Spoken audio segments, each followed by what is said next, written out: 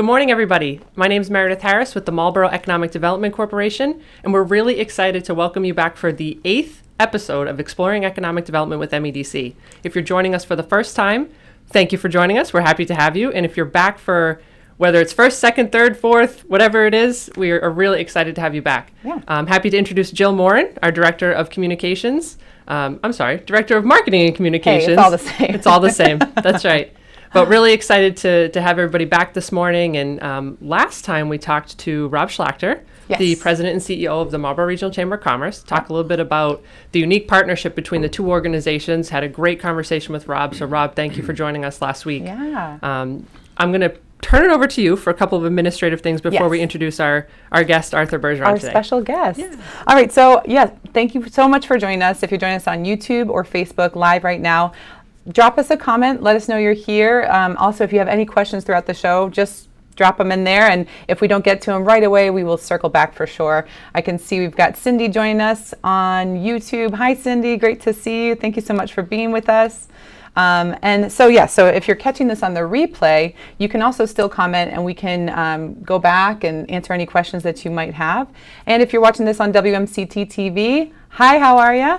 At the very end of this video, you'll see our phone number and our email. So if you want to join the conversation in that way, we're happy to have you. Please do. Yes. Beverly says she's tuning in from Marlborough. Hey, Beverly. Morning, great Beverly. to see you.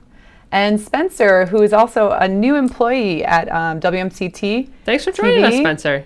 So happy to Glad see to you. have you. Thank you. And also, Spencer just shared this live stream, which means he's entered to win a raffle. So this week, Spencer, don't be upset, okay? Don't be upset.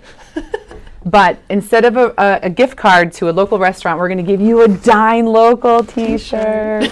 Which is just as exciting, I promise. I don't even have one. Yeah. Oh, well, we can change that. I should probably get one of these. So anyways, if you share this live stream, especially on Facebook, it's easiest for us to track. So if you share this live stream to your personal page, to a group that you're a part of, if you share this stream, then you get to be entered into winning a t-shirt. And Ed Silva was the winner yesterday, right? Ed Silva, yeah. I felt a little like I was coming across as sneaky because he was in twice, but that's because he was so active. Right. Right. I spun the wheel, and he won. He won. So Ed, we're going to be reaching out to you because I think you shared our last stream to the restaurant. Yep. Page Marlborough restaurant and your own page. page. So share this live stream, and you'll be entered to win. And Spencer says this sounds awesome. It is awesome. So you're already entered. And Mike Lawton is joining us too. Good morning, guys. Mike, great to see you. I know you're excited about today's episode. Yeah, so I'm really excited to introduce a very special guest, near and dear to our hearts here at MEDC. Not only is Arthur Bergeron one of the founders of MEDC, a former city councilor, Marlborough resident, has been a Marlborough staple forever, right? And practicing law for 40 years, over 40 years? 44. 44 years. 44 Wow. years. But you have been involved in, if not all, many of the projects in terms of economic development that have gone on in Marlborough. You're kind of the go-to guy when people want to learn about zoning and how that all works. Thank you for being here. It's always a pleasure. It's always a pleasure, and it's so wonderful to watch the way that you have developed as the executive director here. Thank you. And the addition of Jill, this is just like really exciting. It's cool, isn't it? In terms of being able to really kind of get the message out, right, and get people, in terms of the goal of kind of this being really a transparent organization, so we really want people to be knowing what's going on with economic development. It's really terrific. Thank you. Yeah, so we're going to bring it back. The first episode, we talked about this notion of expanding the pie. And that was your term, right? You kind of coined the phrase. Expanding the pie. Expanding the pie. The pizza. The pizza. I remember that was my presentation to the city council. Hold on, so it's pizza pie? It's not actual pie? Actually now, no, it was a pizza. It was a pizza. I remember, yes. I've seen Meredith just have a picture of a pie. Just a pie, an apple pie. Is that okay? The original, because what we said, we told the councilors, because the question was, well, now, what do you do exactly? What is the point of this organization? And so I started off by just showing a pie, one of those pie charts, with the city's budget. And we said, no, we're all used to seeing these pie charts, and here's the slice for the police, and here's the slice for education, here's the slice, and then, of course, that's got to balance off with the other pie, and I showed the pie for the revenues, and here's how the revenues and the taxes and blah, blah, blah, blah, right? Yeah. And then the next slide was, our job is very simple, and I showed two two pieces, one small and one big. And I said, our job is grow the pie, right? And because when you look at the circle of where money gets spent here, there was nobody whose job was to grow the pie. Grow the pie. And I think, and people went, oh, interesting. yeah, I get that. Right. That makes sense. So I have a funny thing to tell you. So I don't know if you remember this, but you wrote an article in the Municipal Advocate years ago. Long time. I think it was 2011. And so that's up on the screen for people to see right now. Did you know, fun fact, that when a new employee starts at MEDC, we require them as part of their onboarding to read your article? To read that article? Yes.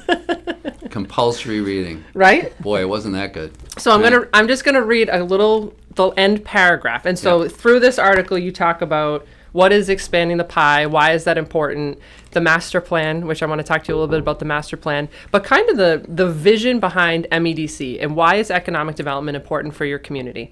Then we talk a little bit about how we're doing that, the things that were implemented, why, I think it talks about hiring an executive director, going out for different types of meetings, building relationships with brokers, all those different things. So then at the end, I'm just going to read verbatim here, your words. This is all well and good, but Marlborough will not take its eye off the reason that economic development is so crucial to the community. Local students need to be educated, roads need to be maintained, and public safety agencies must always be staffed and prepared. In other words, local government must continue to find ways to provide the services that residents depend on, even in a climate of cutbacks and a tepid economy. By growing the commercial tax base, a community can achieve these goals without overtaxing residents who are struggling themselves to make ends meet. For this reason, more than any other, we must keep growing the pie. In those words, so everybody that starts here, they read this. Inspiration. That's great. That's Right? great, because that is the point, Right. And I remember a good friend of mine, Rich Tomanek, who actually was responsible for a lot of this stuff. Right. That's what he kept on saying. Right? Was keep your eye on the ball. Keep your eye on the ball. What are we here for? Right. What are we here for? So what was the vision? So take us back to, it was 2000, 2006, 2007, Fidelity has left Marlborough, and you guys are all sitting around and saying, now what? And one person was sitting around saying, now what? Mike Hogan. Mike Hogan, Former mayor.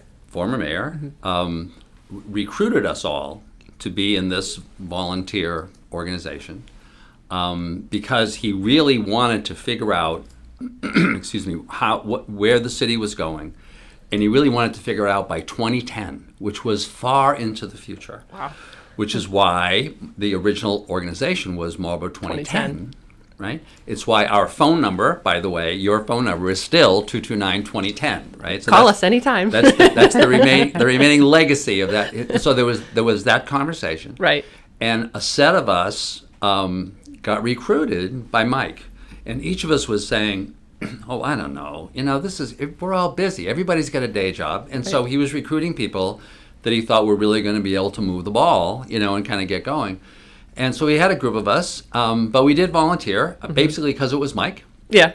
And who could refuse Mike? And we started meetings, and we were doing all this stuff, and we raised a little bit of money from some local corporations. I know that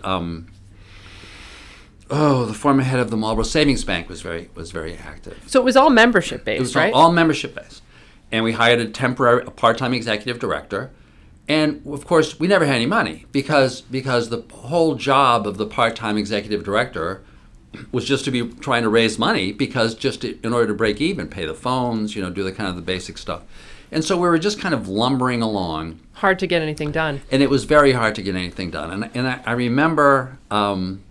So in 2009, in 2010, I got a call from Mayor Vigeant. He was then council president. City council president. He said, well, the person who's presently our president has stepped down, and I think he even said, we asked some other people and they just couldn't do it. So they really weren't up for this challenge. So we wanted to find out if you'd be willing to do this. And I was like, well, thanks a lot. Talk about being the guinea pig, right? But the organization, nothing was happening. Right. So so I agreed to do it. Yep. And I remember, and I was a little stressed because I had just moved from my practice to Myrick O'Connell at the same time. I had just moved in January, and this was like the same time. So then I went and I talked to the mayor, and I said, because I was not seeing a way out of this hole. We were kind of lumbering along. We were trying to figure out how to get more. And I remember Rich Tomanek, who was also one of this group, had been a good friend, said, this is going to be forever. We're going to spend all of our time just trying to cover expenses. We got to get out of this hole. What we need is a rooms tax. And what we'll do is we'll charge all the hotels, and then we'll put that money in a pot, and that way there'll be some funds to always move forward. It's brilliant. And I thought, that is crazy. There's no chance. I said, this isn't stupid. I mean, it's just politically impossible, right? But Tell us how you really feel. But I was like, well, that's great, Richard, but this is politically impossible. But what we did do at that time is we did this was really how it started. We did an innovation summit. Yep. And I remember talking to the mayor about that. I said, or to City Council President Arthur Bergeron, and the mayor about that. It was Nancy Stevens at the time, right? Yep. And I said, we want to do an event, and the point of the event is to bring companies together because they're never involved. Right. They are never involved, in the city at all. They kind of exist primarily out in the Southwest Quadrant. By the way, I'm always fond of the fact I made up that name. It's you hear the Southwest Quadrant, I made that up, and they were like, the what? So all the companies south of Route 20. We use that like it's like part of it's just the regular language, right? Yeah. So the Southwest Quadrant, and it was the stuff south of 20 and west of 495, And nobody had ever none of those people were involved in anything in Marlborough, nor, except for the kind of really big companies there, did we know any of those people. We had no idea. So we did this innovation summit, and the goal was we're going to invite all these companies, get together, have some speakers, talk about innovation in Marlborough and stuff. So that was what, 2011? 2010. Okay. And so we did that. And as part of our outreach, we did a list of all these companies. And I gave a list to Mayor Stevens and to the mayor, and to Arthur Vigeant, and said, now, the only way these companies are going to come is if you guys call them, right? Because you're the mayor and you're the city council president. They'll listen to you. Right, and they'll listen to you. Mm-hmm. And I remember, I don't know what Nancy was doing, but Arthur had a real interest in this. So we would get together, and there was a little room next to the city council office, and there was a phone. Mm-hmm. And we would get together, and he would make the calls. We'd have a list of companies and the name of the CEO and the phone number, and he'd make the call, and I'd write down the comments. So it was like a cold call. Yeah, and so he started doing these calls, and he was looking at this list, going, who are these people? What are these companies? I've never heard of any of these people before. I said, a very interesting point. And they were all Marlborough companies. And they're all down there in the Southwest Quadrant. And so he started making these calls, and a couple times people would patch him through, and he'd end up talking to a CEO from one of these little companies, and talking to him onto something here. Talking to him about Marlborough problems and stuff, and he was like, "This is really important, right?" So we did that, and then we ended up having the summit, and we had done a lot of this outreach, and so a lot of these companies came. There were some big companies, but there were a lot of these little guys, and they were like, "Wow, this is really fascinating." Did you guys give out awards, or what was the draw to the No, summit? there was. I don't think we had an award that time. I think we invented the award the next meeting. But so everybody came to the innovation summit, and at the end of that meeting, Arthur said, "This is really important. We got to deal with this." The following meeting was when he introduced the proposed legislation to the city council for the tax. For the tax. I was astonished that he was willing to do this. I said, Arthur, this is going to be a heavy lift. And that was the first time in the public hearing regarding that proposal was the first time that I ever heard Arthur use the term, this is a big deal. Yeah. I've since heard him use it maybe 3 or 4 times ever. So right? when he says that. This is a big deal, right? Yeah. And he was the one that got the votes. He was the one, and one of the opponents who today said, well, that wasn't a good vote, was Mike Gossing. Right? Who said, no, this is a waste of money. This is what the city should be doing. Legitimately. Yeah. This had never been tried before. I think we've won him over. Yes. We might have. Yes. I think so. I've got a comment I want to make sure I integrate here. So Beverly says, she's joining us, and she said, this is so impressive and very forward thinking. Thank you, Beverly. Sure. Yeah, it was back then. Yeah, definitely. This was really something. Now I'm going to mention one other thing, though. Okay. The other crucial piece to this, though, which hadn't occurred to me at all at the time, but in hindsight was crucial, was in the proposed legislation, Arthur built in, he said, this can only be used for economic development. Nothing else. If the funds are going to be used for something else, the organization has to dissolve. Yeah, so it doesn't go into a general fund. So that it doesn't go into a general fund. You can track success. That was absolutely crucial. So that was the next thing that was important. And that passed, right? Well, and I've always, and I don't want to cut you off because you're on a roll, but I think the interesting line that I've always heard too, which is important for residents to hear, the tax is not on your residents. It's on visitors that are coming into your community, that are using your roads. So those are the folks that are paying this tax that is then going back into the community. So that's always been an interesting piece for me to listen to as well. And it's the reason why ultimately it passed. It passed. The only folks that we had anticipated, of course, would be opponents, would be the hotels. Right. Because this was all going to get administered by the hotels, right? But Rich Tomanek took care of that. Rich Tomanek had letters from all of the hotel owners. He had several of them show up at a public hearing to say, we're okay with this tax. People were astonished. That is just Richard's. That was a great contribution. So both of you went on to be chairs of the board. Chairs of the board, that's right. Yeah. And kind of my contribution was more after that happened, and now we had the money that was about to start coming in, although we weren't going to see the money for quite a while. But I kept saying, so we got the money, well, we need a plan. Yeah. We got to have a plan here, right? And so that was when we did, and we got the council to agree to pay that we could use these funds for, right? A plan. Right. To figure out where we were going. And it wasn't, there was some folks saying this should really be a broader master plan, and I kept saying, no, this is totally about growing the pie. Yeah. This is a plan. How do you grow the pie? And that's what generated the plan. So we had that all done, and we had it in a very short period in 2021, and finished that master plan. And I think, as you know, 2011. In 2011, yeah. And we said in the plan, right? Here, here's the projection. Here's the roadmap almost. Here's the projection. If we want to keep our services even the way they are, without raising taxes, based on how much the budgets have gone up over the previous 10 years, we need to increase our assessment here in Marlborough, our tax assessment, by $1.4 billion. So the whole question is, how do we increase the assessment by $1.4 billion, right? And it was wonderfully focused on that, and it really gave you a roadmap. Do you remember some of the highlights? I mean, I know, we know that the master plan is a lot of pages. It's a couple of hundred pages. You did an executive summary at one point, which is what we kind of lean on, that executive summary. Do you remember some of the major points in that? I mean, and if you don't, that's okay. It's a long time ago, but I think one of the major pieces, which we really tried to emphasize, and I think previous to this conversation, you introduced me to your new staff person who's doing hospitality. Right. One of the things that became clear, and of course we were focusing on how to help the hotels because they were paying the tax, right?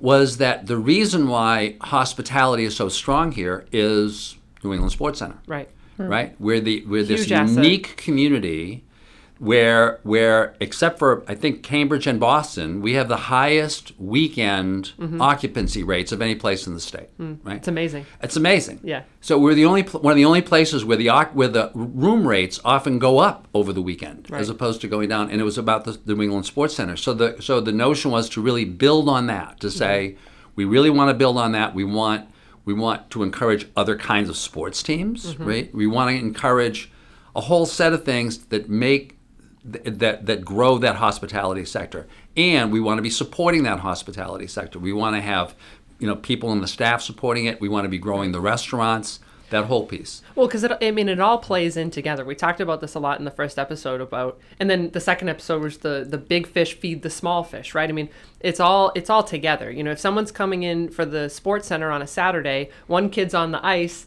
the other one wants to go down to the mall, then they're going to grab dinner after. Oh, maybe they need a haircut. There's such a trickle down effect of that I think is so important to realize. Right. And the Apex Center is the classic example of that. The only reason why Apex, I remember.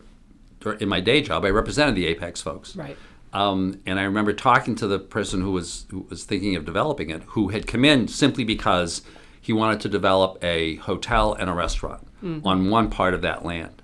And I remember going to him saying, you're really not thinking big enough here, right? What you really want to do is you want to develop the entire parcel, piece. right? And look at it as a whole, because the city's going to be much more supportive of that kind of vision. And he kind of went in that direction. Yeah. But he said that he was amazed. I still remember him saying he was amazed because he started looking at that and he realized his hotel was on kind of one end of the parcel, and the other end of the parcel he wasn't even going to buy. So now all of a sudden he had this extra land kind of on the upper part. And he was like, well, what am I going to put there? I said, I don't know. I said, you just have to do it, right? Figure it out. But what he said to himself was really based on the fact that the sports center was here, New England Sports Center, and that therefore there was going to be this weekend activity. He said, it goes to what you just said. What the question always is, when someone's here for the hockey game, what do you do with the younger brother? Yeah. Ma, what am I doing here? And the answer now is, here's some money, go to the Apex Center. Right. Go up the street. Right? Make sure you give them a lot of money. Yeah, give them a lot of money. And so this guy had one person interested from this car, the car company, saying he was interested in space, and the person who was developing said, well, that's not enough to make it go. So maybe we should do a bigger building. And we'll open it up and we'll see if other people are interested. And he said he was astonished. Yeah. Wow. Astonished by the number of people. And it grew by itself. While we were doing the permitting, It was, yeah. the building itself grew. I want to say that it started off as like a 100,000 square foot building. By the time it was done, it was like 160,000. 170, isn't it 175,000? Maybe, Yeah. but it kept growing because of more people that wanted to be there. Involved. But they wanted to be there because there was this combination of all the businesses during the week and then on the weekends, the New England Sports Center. And look how So that project has transformed that area, in that side of town, of the city. In the revenue that comes in, and that's the piece I don't think a lot of people understand too. That project in and of itself, the revenue that comes in, the building fees. I mean, that is a major economic development project that really was so impactful to the community in so many ways. The total taxes generated from that project are greater than the taxes from the mall. Wow. And now the mall's kind of going in than what Different the mall direction, was, yeah. even Yeah, before the mall sure. shrunk down. It's Right. it's a gigantic source, and now then that feeds the other hotels. Right. Absolutely. All the small business. And from the New England Sports Center's perspective, it makes the New England Sports Center more attractive. Yeah. Which Because is they now get 10 ranks. And Yes. Do you have a comment? I have a few Okay. comments. I want to make sure we integrate. But We're having the too much conversation fun. is just flowing. I don't want to interrupt. So Beverly, when we were talking about growing the pie and all of the tax information, I think specifically, as a resident, I'm glad to be learning this and grateful. I've lived here for a long time and I had no idea. Glad that you're listening. Yay! Yeah. And then we've got a question from Cindy on YouTube. Cindy's saying, do you think that the city needs a new master plan, or is there more to be accomplished with the current plan? And we talked a little bit about the master plan, because before joining the team, I'm like, what is the master plan?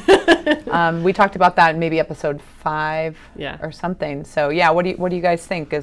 Do we need a new master plan? So can I throw in my two? Go, please. Yes. So this was not a setup question. It was I'm not. So No, it was not. But I'm so Cindy glad on that she YouTube. asked that because I remember the folks at MEDC were kind enough to actually change their bylaws a while ago so that former chairs of the board could be non-voting members, and as a result, I get to go to our meetings, these Zoom quarterly meetings. So much fun. So much fun. Oh, the trouble is, I get jealous at how much fun those are. I Because know. I go, oh, what a great group. But at the last one, that's one of the things you were talking about, because it was like the 10-year anniversary of this master plan. Right. And one of the things that I had suggested, I remember at that meeting, was I think this is a crucial time to be doing this again, right? We set out to grow assessed value by $1.4 billion. As Mike Ossing mentioned at the meeting, it actually grew by $1.1 billion over that 10 years. That's unbelievable. Not what I hoped, but unbelievable. but pretty close. Pretty close. And so the question really is, how do you do that? How do you do that now? Right. Because this world has changed, right? Yeah, 10 years later. When we started, Fidelity, that was all closed down. This whole Joe Zink's project, all of the GE, Scientific Quest, that was all, remember that? That was a big open vacant factory and a huge parking lot, right? Right. But on the other hand, now we have this really changed world where there's one piece of me that says, oh, maybe offices are just the past because of the pandemic. Maybe that's going to shrink. Maybe we need to be doing some other stuff there. It's scary to think about. But on the other hand, one of the things I learned at that meeting from one of our new companies in the Southwest Quadrant Cytiva, was this growing desire among companies that are moving out of Boston for space that has an R&D component but also has a manufacturing component, and that may be what these buildings need to be, right? There has been over this 10 years an increasing recognition that regarding housing, right, that housing can be a net revenue generator, right? It was always just the assumption from way back when I was a city council, that always loses money because of the kids that are going to the schools. But of course, one of the reasons for doing a new master plan is to update your thinking. I was still thinking about families that I grew up with in the 1960s where everybody had kids. Right. Now nobody has kids. Everybody has dogs. You said it earlier, everybody has dogs. Everybody has dogs. One of my friends said, the day once your child has the dog on the Facebook page, forget the grandchild. Game's over. Right? We did that flipped. We had a couple kids and then a couple dogs and a couple more kids. Oh wow. A mixed family. It's done. That's but you're finally done? Yeah. Well, she's got 4 kids. The last time was twins, so how exciting. Yes. But by the way, the dogs are key. I'm just a piece of this master, because a piece of the master plan is about how to continue to attract these workers and these people. Right. And so the parks and the walking trails, the fact that we have Callahan Park, who uses Callahan Park? People with dogs. With the dogs. Yeah. Yeah. They then become an important part of your economic development strategy. Right. As well as the schools. Yes. As well as the schools. I think in hindsight, while we realized that having students coming right out of school and being able to come right into these companies would be a great thing. Sure. It was going back to Rich Tomanek. This is not in our wheelhouse. We got to keep focusing on what we're doing. And I think initially that was right, right? But I think if we were looking at a new master plan, right? I think that new master plan should really look at how we can take advantage of this incredible number of jobs and employers that are looking for people. Yeah. In order to take children coming to Marlborough and growing up in Marlborough, you should be begging to come to Marlborough because it's your ticket to a ton of great jobs. Well, and I think one of the biggest things we've been able to do in the past, I would say even like two years, maybe 2 or 3 years, the school to business connections.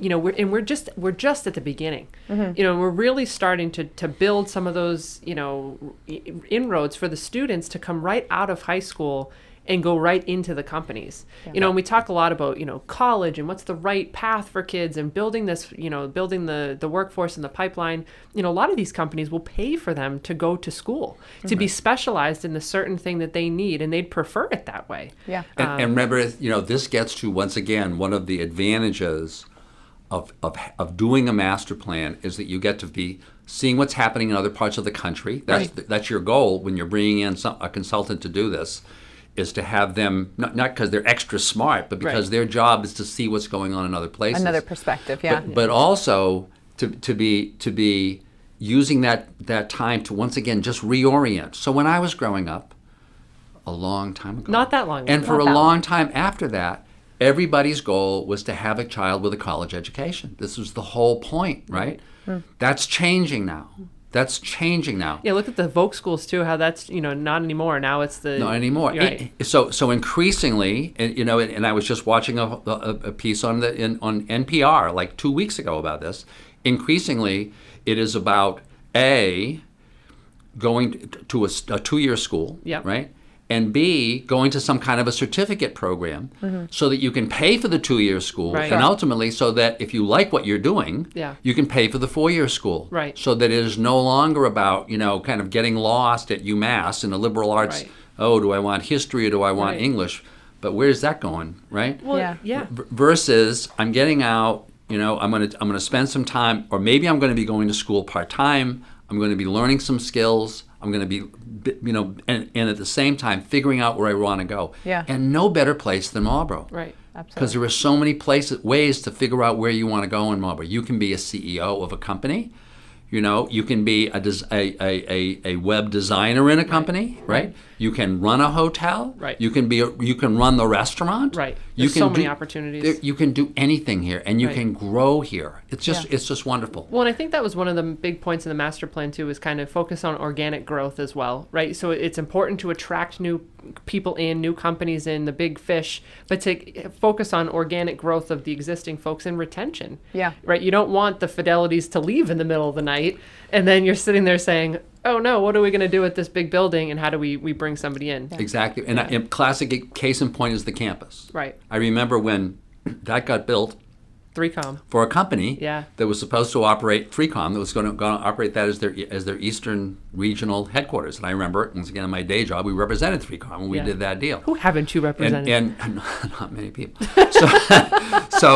But now it's much better. Yeah. Because there was this tremendous diversity there. Right, I was Pelagic just reading and- that you have a major player that's now going into that campus. Yeah. But they're not going into the whole campus. Right. They're going into a piece of the Right. campus. So now you have space that's much more Yeah. flexible. Right. And that's really the city's job, is to help there be that flexibility. We're not in the industrial policy business. We're not Right. trying to pick winners and losers. Right. We're trying to create addresses. We create great addresses for people who want to live here. That's awesome. All right, so that's a great segue. Did you have? Let me just Sure, throw in okay. a sprinkle in a few more We're comments. having too much fun.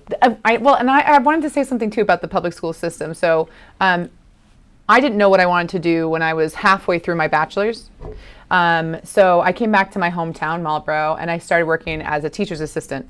And I found that I really, really loved it. And there was so much opportunity in working at Marlborough Public Schools and so much encouragement. So I was able to work part-time as an assistant and then realize, like, can I try working in this classroom? Can I try working in that classroom? That's awesome. That led me to get my undergrad in ESL. And then when I was working as a full-time teacher at the high school, they had grant opportunities. So I'd say at least half of the money that I took out in loans, because of the status at our public school system, I was able to get thousands and thousands of dollars taken care of, written off.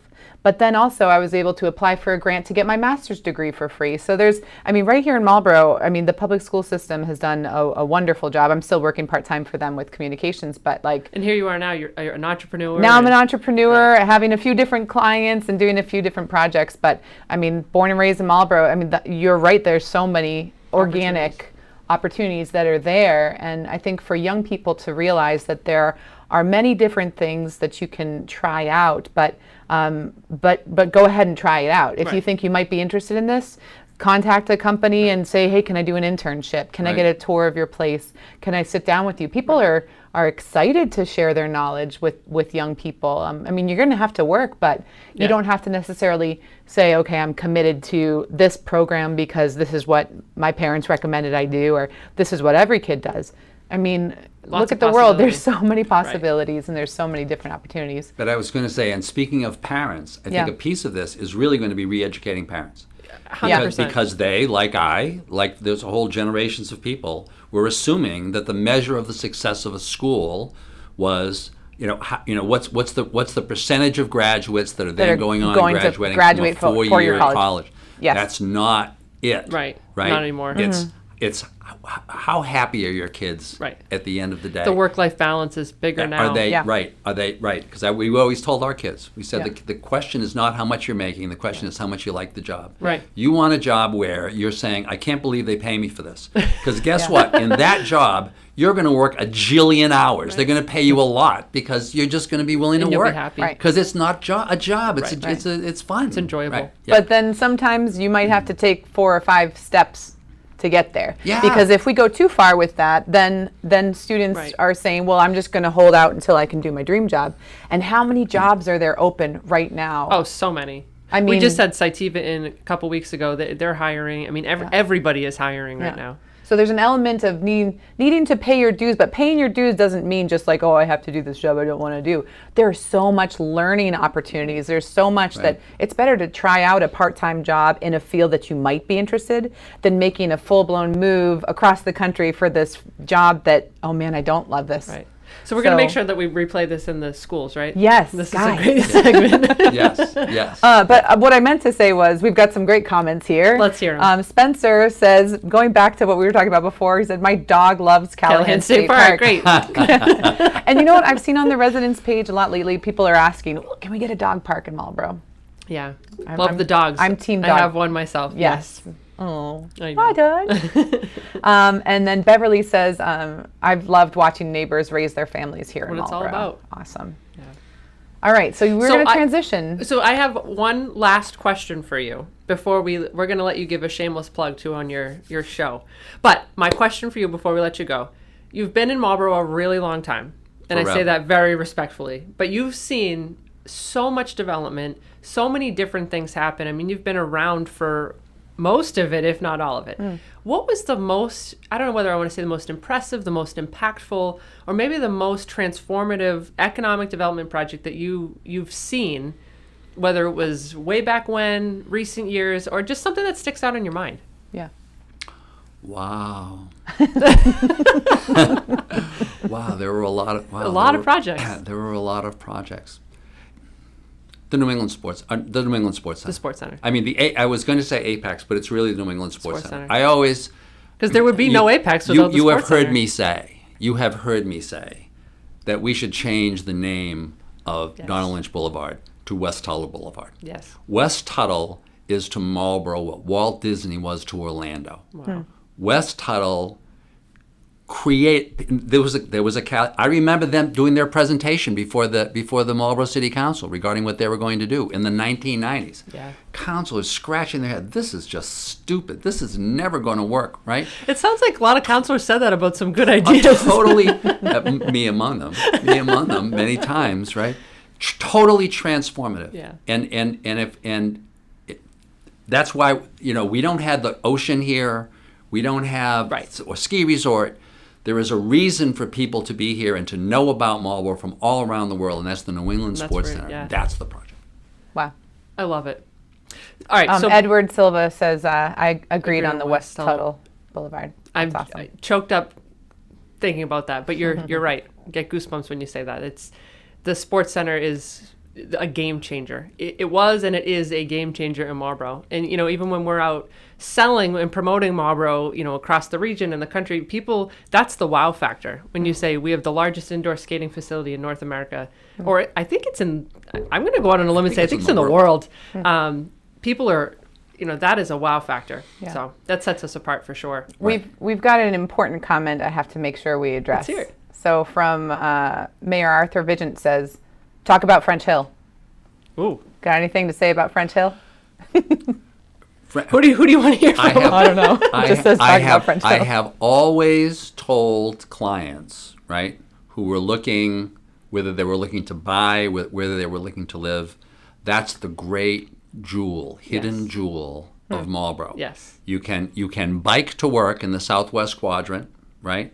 You can walk to restaurants, right? You can walk to the new super duper library. It's a function also of the fact that Arthur and others are continuing to invest in our downtown core. Absolutely. That's the future. I think the investment that's being made along the Lincoln Street corridor, huge. At least as important as that, the zoning that got done for the Lincoln Street corridor, really emulating the zoning downtown to try to focus on natural extension. To try to focus on what you're trying to do there. That's the future. Yeah. That's the future. I think that we need to be looking at programs to encourage the individual owners there to work with their properties, right? While at the same time encouraging affordability. Right. We want to preserve the affordability of that neighborhood as it takes off, right? But I think it's the next big thing. Well, we're looking right now, different grant opportunities and things as well to really enhance the rail trail. The head of the rail trail right there. Maybe their parking, bathroom, something like that in the future. But that's something that we would love to see happen sooner rather than later. So with that, we have hit our time. We have so enjoyed. But we've got to so we're going to show a little something. We want to let you have a chance to talk about, I know your day job, you're an attorney, but you also do this really amazing segment with Trish Pope, the director of the Council on Aging in Marlborough, to focus on elder affairs. But wait, I'm going to show a little preview of it. Okay. And then we're going to talk about it real quick. Can we do that? Yep. Yes. Okay. All right. Hold on.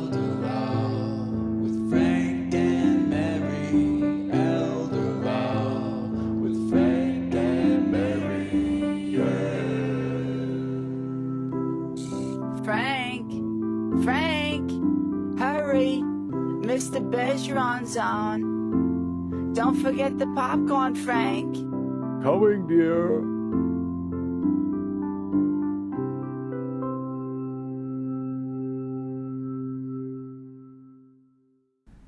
Okay, we're back. It was so great. So that video alone it's your second. I creeped a little bit on your YouTube channel. Yeah. It's your second most viewed video. It's got nearly 3,000 views on it. As Mayor Arthur Bergeron would say, that's like Phantom Gourmet views. That's Phantom Gourmet That's views. Phantom Gourmet views. So last night I watched 3 episodes because I just started going down the rabbit hole. It was great. I mean, and you're in many different communities as well. You're not just doing this here in Marlborough. And I just thought about what a great resource, what a great idea. Yeah. It's so practical. I'm watching it as a 37-year-old entrepreneur, and I'm picking up information that's great for me. I mean, I'm very impressed. I didn't know that you were such a big deal. So congratulations. A big deal. It is a big deal. Yeah. Can you tell us a little bit talk to us about the show? So it's awesome. So I'm old. No. I'm like old. I'm like 71. Well, and I'm okay with old. Yeah. I always tell my clients, it's not about young or old. It's healthy, sick, or dead. Yeah. There we go. If you're healthy, everything is all good, right? But I have transitioned, really. I've shifted a lot of my work to elder law because I'm old. And I found myself more and more identifying with those issues. So I have now, in my regular practice, I have no client who's under age 55. My median client age is 74. I do nothing but focus on elder law issues, which I can now do because I'm in a much larger firm. Myrick O'Connell is a multi-specialty firm. There are 70 lawyers, so I get to just do this. Yeah. Because if there's any other kind of issue, then somebody else can do it. Right. But I really like this. I like dealing with folks who are going through frailty, folks who are going through death. Yeah. Right. Those are important issues, and they can identify with me because they know that I can identify with them. Yeah, that's awesome. And the point of all of the presentations, and the wonderfulness of technology is that as a result of YouTube, people don't want to read stuff, right? No. As a result of YouTube, I can really talk about all the different issues that people are trying to deal with, right? Yeah. And I can do it individually, right? Where people can just watch that presentation, and if they want to talk to me about it, they can. Yeah. So awesome. I really like it. Yeah. It's a lot of fun. It's great. You do a really, really great job. So you do that through Zoom now. Yeah, and as a matter of fact, I do monthly. I had been doing seminars at all these senior centers. I have 4 seminars a year in 10 senior centers with like 40 seminars a year. Yeah. I now do them every month. Yeah. Right. But I pre-record them, and they're all going up they're all going up through the cable stations and also on this station. Yeah. Also on my Frank and Mary YouTube channel. Yeah. Elder Law. Which Frank I and now Mary. am subscribed to. Elder Law Frank and Mary, right? So if you see Miss Jill subscribed and commenting, Miss Jill is me. Okay. Is paying attention to this yes, stuff. I am. That's awesome. And I just find it's a wonderful tool, and it helps seniors in one place learn about seniors in another place. Yeah. Because Trish Pope and I do elder law, do Frank and Mary in Marlborough. They don't want to know about Frank and Mary in Hudson, or Frank and Mary in Northborough, or Frank and Mary in Westborough, or in Southborough. All of those places I do shows, but you can't just do one show because the players are different, the characters are different, right? I love it. And people live in their own town.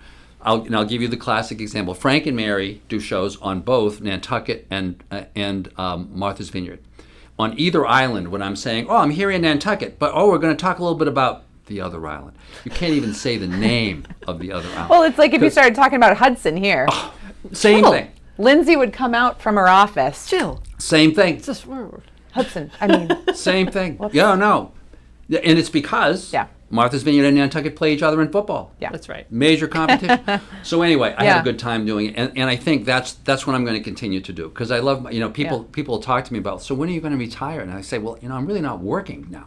It's like You're a having junk fun. job, because all I do is I just I give advice to people, and then I do these seminars and stuff, and that's all good. love It's it. all fun. Well, I heard So- the last one I watched was I think it was in Northborough, and you had 2 police officers talk about the body cams and everything like that, Oh. and the grants. That was in Super- Westboro. That was Westboro. wonderful. Super interesting. But But once that again- content is useful For everybody. people, for everyone. But you've got this great specific niche that you're in, and but I really I watched that in its entirety because it was so interesting. But wasn't it interesting when you were Very thinking interesting. about the mechanics of Yeah. actually implementing using body cams? Yeah. Interesting concept. But Yeah. for example, as one of the officers pointed out, Yeah. they're assuming that part of this whole thing, it's going to cost them, I don't know, $170,000 Mm-hmm. to set this up, but then an ongoing expense just to do the editing. Editing of and the storage. in the storage of the body cam Yeah. stuff for when there's a Freedom of Information Act request. Yes. And so There's so much more so to they've it. really thought yeah. they've thought it out. But having said that, they also spoke to, and this fascinated me, the importance of these body cams as a training tool for Yes. the other police. Yes. So an incident occurs, and you got the body cam footage, and now you can have a session on this. Absolutely. And it's not like, oh Jesus, we really screwed up. What are we going to do? No, it's about, Yeah. are there other ways we could have approached this, or was this the best way to approach this? Yeah. So it's police officers. I think the vast majority of police officers really conscientiously trying to figure out how to do a better and better job, and be as transparent as possible, and therefore as credible as possible Yes. with the people that they're taking Yeah. care of. It was Yeah, wonderful. it was a great episode. Cindy said, "This is great. I just subscribed." So you're getting some I'm getting- subscribers from our live stream. You're welcome. You're welcome. So we could talk forever, but we need to let you go because you need to go My day film job. You've got another. an You have to episode. film episode of Frank and Mary, so Actually, we've got to let I'm- you go. Yes, in about 10 minutes. So, but Thank you. No, this has been such a Yeah. great episode. Really appreciate listening to your thoughts and what the vision was and kind of our report card on how we're doing. Thank you. So Yes. we really enjoyed this conversation. Anybody that's watching, please tune in, not next week, but the following week. We are going to have President of the City Council, Mike Ossing, joining us for the next Yes. live stream to talk all things City Council in Marlborough. So with that, thank you very much. Everybody Yes. have a wonderful day. All right.